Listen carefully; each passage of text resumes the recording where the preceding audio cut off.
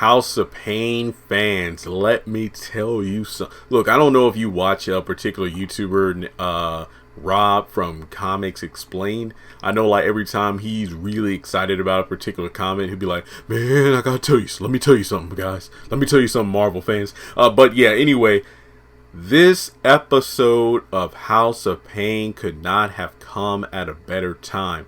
I haven't looked at the full story yet. I know it's been a viral story for the past couple of days here, but there was Karen who was just the definition of too much. I believe she was like on the floor screaming, stop it, stop it. I think towards a black woman in a Victoria's Secret. Again, I haven't seen the full story. I just know it was trending, and I'm like, wait, what the hell? So to have this particular episode air this week, my gosh, this was amazing. We pretty much deal with Calvin on the being the victim of being, pretty much accused of stereotypical black behavior by a Karen. And then on the other side, we had a very good side plot of CJ dealing with Malik and millennials and, the importance of voting. So I really think this episode did an excellent job. Now, I will say, if I had maybe one slight complaint, it would be how Ella responded to Calvin's actions. However, I do feel that she was justified, but at the same time, I honestly couldn't tell what side I would have picked in that. And I'll get to that more once I get into the review. But let me just say, folks, I have really enjoyed this entire season of House of Payne and Assisted Living so far. So make sure before you go forward in the video, hit the like button. I know some people turn on the video on their phone or on their computer while they're working or something along those lines. But just make sure you hit the like button and subscribe. Hit the bell icon and select all. That way you don't miss out when I post content on the channel. And follow me on social media. Links are in the description below. So 10 out of 10. I mean, I have nothing. This was a great episode all around. So Floyd is working on something. Honestly, we don't even know what it is until like halfway through the episode. But apparently it's one of Curtis's old record players. And Calvin comes in and slams the door, which upsets Ella because at first she thought it was Floyd. And this reminded me of season 9. How, remember, there was the one episode, I think Calvin was pissed off at the fact that, the family was still talking to Miranda, even though he said not to. And he ended up like slamming the door at Ella and Curtis' house. And then Ella went all the way to the loft to tell Calvin, you're going to come back to my house and you're going to close the door like you got some sense. And I remember being like, you have got to be kidding me. But in any sense, he comes in, and then Ella and Floyd ask him about it, and then he says a Karen lied on him. And then, Floyd and Ella, they don't really know what a Karen is, so, they're making all these guesses. It's like, ooh, Floyd's like, ooh, you got another woman going after you now, a Karen? This is something else. Yeah, that's that Curtis Payne sex appeal right there. And then, Ella's, trying to get an understanding of it, and then Floyd's going down a list of the Clark sisters.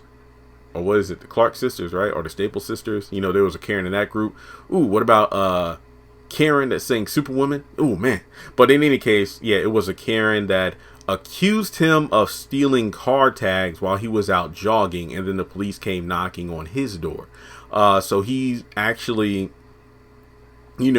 upset because not only has he been accused of something he wasn't guilty of, but this entire story has been posted online, and there's a bunch of racist stuff in the comment section referring to him. And not only that, he gets an alert on his phone while he's sitting there with Floyd and Ella, and he's been suspended from his job pending this investigation.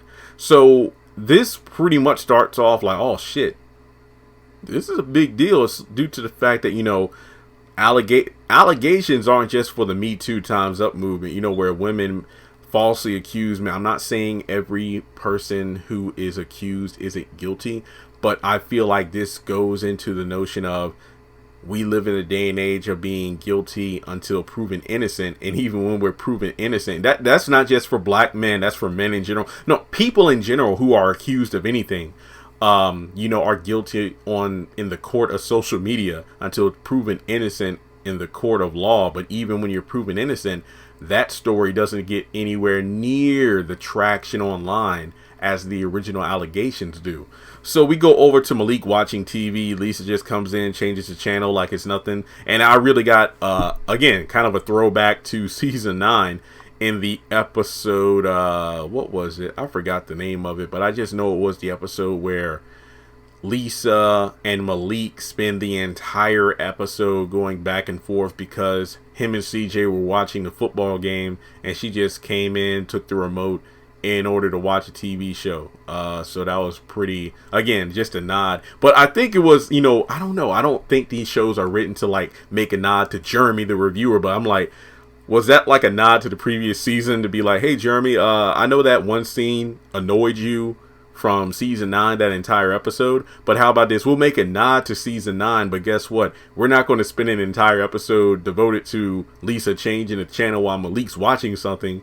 We're just going to do it for 3 seconds and move on to something else. Because at first I'm like, so Lisa's still doing the same stuff she was doing last season, even though she's been acting different this season. But no, CJ comes in with a sign. I believe it was for a guy he knows from high school, Lafayette Banks, who's running for city council. And here's the thing. Again, kind of like I mentioned last week, CJ's walking around just fine, so I think it's fair to assume that CJ has fully recovered from his injuries from the burning building incident. But I'm still wondering, has he stood before, the court, the city council, to state his case? Like, did he fully get his job back? I'm confused. But either way, he tells Lisa and Malik to get ready for a commercial because a first responder and his family showing support for a candidate could look really good in their campaign. But here's the thing. We learned that Malik was registered to vote when he was 18 with his parents, but at the same time, he hasn't voted due to the fact that, even though voting is important, it's also a choice due to the fact they live in a Democrat society. And it turns out Lisa's not even registered. So basically that goes into the discussion as to, what, Dad, why are you supporting this guy? Like, do you know his platforms, or are you only supporting him because he's somebody you know from high school? So then we go back to Floyd working on the record machine. And all I can think about is Temptations. I'm the Temptations, the Otis, Blue, and David. I'm the one selling the records. So he's working on it, still making no progress on that.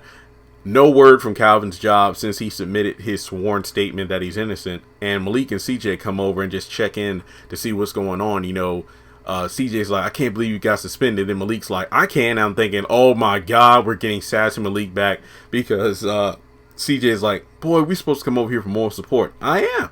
And I'm like, oh, please, Malik, don't do this. Don't do this. But it's like, that's the way it works nowadays on social media. Like, facts are nothing. I mean, facts are rare. If ever posted online, everybody just looks at the lies. And I'm like, facts are hearsay, lies are quote unquote the truth. And I'm like, again, this episode felt like they were just tugging me by the heartstrings. Like, I would be pissed off for like 1 second, like, you're doing this, but then they take it another direction. And I'm like, okay, you got me.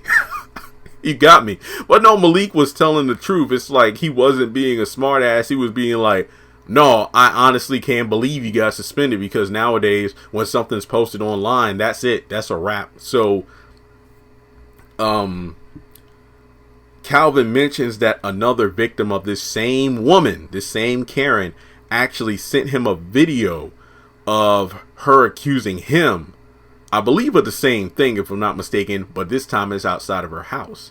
And I don't think it had the address. Now, here's the thing.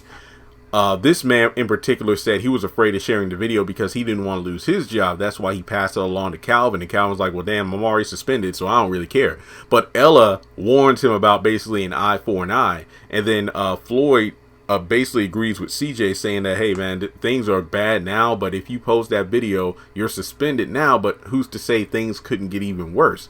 And then, basically going back to what Ella was saying about an eye for an eye, Calvin's like, well, the woman's address isn't even in the video. So if somebody see her house and recognize it, then, hey, let the chips fall where they may. And this was a very good back and forth between Ella and Calvin. It's like, Calvin, I raised you about, you can't fight evil with evil and you got to have faith. And then Calvin's like, well, Ma, if God is against evil and whatnot, then why is this happening to me? And then Malik's like, he got a point there. And then Floyd's like, shh, But again, it was a solid point. But at the same time, I understand. I felt like Calvin, obviously not in Karen's situations. Thank the Lord, I haven't yet dealt with anything like that. But there are times when things happen in life that, like let's say you get into a car accident or something happens where something valuable you have gets stolen or broken, or just things it feels like the devil is just beating you to a pulp, and it's like, God, where are you? So Calvin, thinking, posting that video, hey, you know what, I ain't got nothing to lose, and I gotta, fight for my side of the story, because I got at least another video proving that I'm not the only victim of this Karen, so I gotta do what I gotta do. And they basically say not to post it, so he does it anyway. Yeah, I got 2 pages of notes. This was a good episode. So then we flip over to CJ and Malik at home, and this was another solid discussion here, because Malik claims that he found a report on CJ's buddy from high school from 15 years ago in regards to a no contest plea, basically not proving his innocence or being guilty of a particular crime. And CJ's like, don't you believe in people changing? That's the problem with you millennials and your cancel culture. And, you talk about Black Lives Matter, defunding the police and everything, but do you know who pays for the police? The city council. Yeah, and that's why it's important for you to vote. So basically, Malik is allowing this one article from 15 years ago that claims that something is bad about Lafayette, yet basically, and I don't want to make this too religious, but it's brought up the fact that Malik is allowing this one article to pretty much dictate his perspective and opinion of this man's entire career, being like, see, all politicians are shady. It's almost like, if you are someone who went to church and you had a bad experience with a pastor. I'm not saying anything like molestation or anything, but you found out the pastor was crooked, like, oh, the pastor goes to a strip club, he's embezzling church funds. So because you had that one negative experience at a church with that one pastor, you decide that all pastors are, negative in some way, shape, or form. So you're just going to turn your back on Christianity altogether, or going to church because of that one bad person. And then CJ even says, oh, you're just as bad as that Karen that put, Calvin on suspension. I feel like that was a bit too much. But at the same time, I kind of see where CJ is going in terms of that Karen, because we never learned her real name, so I'm just going to say Karen. That Karen was pretty much pointing the finger at every black person, that was saying that they, well, no, I guess you could say in particular just Calvin. Karen accusing Calvin was pretty much, her saying, I don't know if it was him for sure, but he's black and all black people steal. So Malik was saying the same thing about all politicians, about, see, this one article proves that your boy from high school is crooked. All politicians are crooked and have agendas, so I'm not going to vote. So, yeah, in a way, there is a similarity, but I don't think saying that he's just as bad as a Karen was the right thing to do. So, in any case, CJ makes a good point. At some point, you could argue that, well, Jeremy, didn't it seem preachy? True, but they only got 21 minutes to work with, and they were valid points. I'm not mad at you. Again, I can see both sides of it. I feel like that's what made the episode pop, because the script felt so natural. I didn't feel like there was anybody doing an unnecessary amount of preaching or Malik being overly millennial. This is how people talk in real life. I feel like there wasn't a lot of repetitive dialogue. I feel like this episode really felt real, for lack of a better word. So, let's see what else we got here. Yeah, it turns out that there have been over 1 million likes on Calvin's post. I believe Malik is chilling with Calvin at the loft. So his post got over 1 million likes, and that was the video of that particular Karen accusing that other guy. And Calvin's shocked by this, because at this point, like, oh, damn, Calvin, don't underestimate it. So they go over to the news. And I mean, before that, I believe that Calvin's like, oh, over 1 million likes. You know what? Since I'm on suspension, I have to make my own social media platform. Basically, make his own account. I'm going to call it Chocolate Thunder Media. And they go over to TV, and there's a group of black teenagers who vandalized the home because somebody posted online that this particular person was labeled as a Karen. And then Calvin can't believe it. And then Malik's like, come on, cousin Calvin, black people united together to and then got into riots over a Popeye's chicken sandwich. So this particular Karen has been labeled a Karen, and she's received death threats and is afraid to speak on camera. And apparently this is something that was supported by Lafayette, CJ's buddy from high school, saying that if I'm put in the office, I'm going to put the Karen Act in place. Basically, people who make these false allegations that cost people their jobs and their livelihoods, they should be faced with consequences as well. And while Calvin is for it, Malik still feels it's all political garbage. Yeah, I'll save my thoughts for the end of the episode. So we're almost done. So we go over to CJ's house. Malik and Lisa actually have the signs. They're ready to support because Malik is now an informed voter, because it turns out that reputable news source he had that he found the article from was fake news. And he actually looked into it, and the opponent doesn't even support Black Lives Matter. So they're going to campaign, they're going to vote, and they're going to do the commercial, and CJ is happy for it. So Floyd, turns out, can't fix the record player. Calvin comes in, and it looks like Floyd asks, "Are you straight?" And he's like, "Yeah, I think he's good." So I think it's safe to assume that Calvin got his job back, and the allegations were proven false. Ella goes into the spiel about being disappointed in Calvin for posting the video because it caused discord in the community. Calvin pulls out his phone and makes a quick video saying that, hey, myself and a list of other people have been falsely accused by this woman. It turns out her own nephew was the one who stole the car tags because those tags were found on another vehicle. And we need to be about not hating people or, distrusting them or stereotyping them because of the color of their skin, because we're one race, the human race. And Ella's proud of him. And then at the end of the episode, it turns out there's a platform, I guess you could say their equivalent of Instagram, called QuickGram. And Lisa and Malik have created their own account on there to be basically the voices of undecided voters, to help out the community and be on the right side of history. And that was great. So overall, this was a great episode from start to finish. Like I said, 10 out of 10. Make sure you like and subscribe. And if you want to donate to the channel, feel free to do so on PayPal or Cash App. I'm not ending the video. I just wanted to get that out there before I forgot about it. But I don't know. I don't really know if I agree with what Ella was saying about creating discord in the community, because, well, I get it.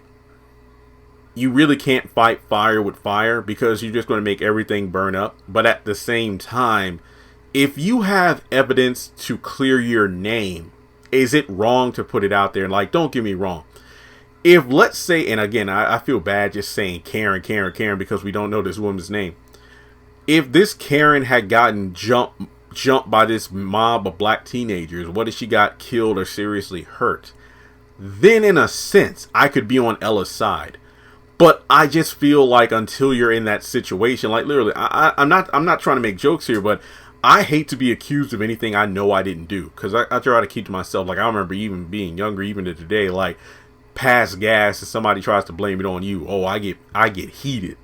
But to like be in a situation where this woman had no disregard for Calvin as a person, and then posted on social media that he's a thief. He's, just one of those black hoodlums that steals from people. And Calvin got suspended from his job. We don't even know the full repercussions. I think Floyd even asked, like, did you get suspended with pay or whatever? That never really was addressed. So it's almost as if Ella is like, do you not understand that this woman had no shame, no disregard, not even a second thought to posting something online that could have ruined your son's life, career, and everything? Yet you think it was wrong for Calvin to post that video? Like, again, I agree with... I'm sorry, I dropped my remote. I agree with like Floyd and CJ pretty much saying that, hey, you might want to think twice before you post that video due to the fact that there could be unforeseen repercussions. Now that I can agree with, but in terms of damn, I'm sorry I'm dropping stuff. This desk is messy. Basically, Ella just, sitting on the preacher seat saying, no, don't do it. Do the right thing. But it's like, if Calvin didn't post that video, I mean, what else could he have done? Could he have just turned that into the authorities and whatnot, being like, hey, I'm not the only person that this particular Karen has accused. It's the only black person. And I mean, you could argue that, well, eventually the tags were found on another vehicle, and then it turned out her nephew was the one that stole the tags, that kind of thing. So in a way, it would have all worked out. But at the same time, I just feel like if I were in that position, I honestly couldn't tell you what I would do. Not to mention, as somebody who is getting a bit of notoriety online, if you will, the channel's doing very well and things like that. I feel like as the channel's gotten bigger, I feel more of a responsibility to know that the bigger you are, the audience you have gets bigger as well. And when you post something online, it's up there and there's really nothing you can do. So, I mean, I like the fact that Calvin made that statement in that quick video at the end of the episode. But at the end of the day, it's like, I just think about the Karens in real life, like from the little girl who was just trying to sell, like, what was it, lemonade or water, just minding her own business, or what was it, barbecue Becky or whatever. And then the more recent case where, or hell, wasn't there a video where this white woman was on the phone with the police, pretty much pulling an entire Karen from the crying and acting like he's going to run over me in the car, and then the black guy has his phone like, I'm actually standing right outside my vehicle. She's pulling it at. So basically it's like white people just not being afraid or even thinking about black people being humans. It's like, well, I know I'm white, and if I say something, people are going to believe me, and to hell with the black person I accused, even though it's like this woman has pulled a Karen like so many times that I'm not going to say I'm not going to feel sympathetic somewhat, that she was, her home vandalized, and, she got death threats. She's afraid to be on camera. But at the same time, I'm like, I don't know. That's just the human part of me. But at the same time, I'm like, well, this person did not even consider, wait, did I really see Calvin steal my car tags? If I post this online, what could happen to him and his livelihood? So it's like, I think for me, I'm not a fan of the mob mentality, online or in person. Like, for example, I think Ella would have had more of a valid point if it turned out that the mob of black teenagers that vandalized the house and sent death threats and all, if it was the wrong house. Like, if it was a person who had nothing to do with this, but they saw the video and it's like, that's the house we need to go to. But it turned out they went to the wrong house of just an innocent white person who wasn't involved in this at all. But then the real Karen, her house was across town somewhere. In that sense, I could definitely agree with Ella in terms of you created discord in the community. But I feel like in a way, Ella kind of disregarded the fact that this Karen created discord by almost ruining her son's life by having Calvin suspended and whatnot. So in a way, I feel like Ella was a bit in the wrong, but I do feel the episode could have done just a teeny bit better with writing it so the repercussions would have been like, Ella was right, Calvin learned the power of social media, and at the end of the day, he posted a solid message. So I'm not going to dock the episode points for that. I just feel like in terms of the Malik and CJ storyline, they did a better job crafting a story where you could see both sides. You could see CJ and the importance of voting, but you could also see Malik in terms of how people think who don't vote. So overall, this was a solid episode. Like, do you agree with my points? I feel like this was a great mid-season finale, even though technically I feel this episode is more than 16 episodes, so episode 8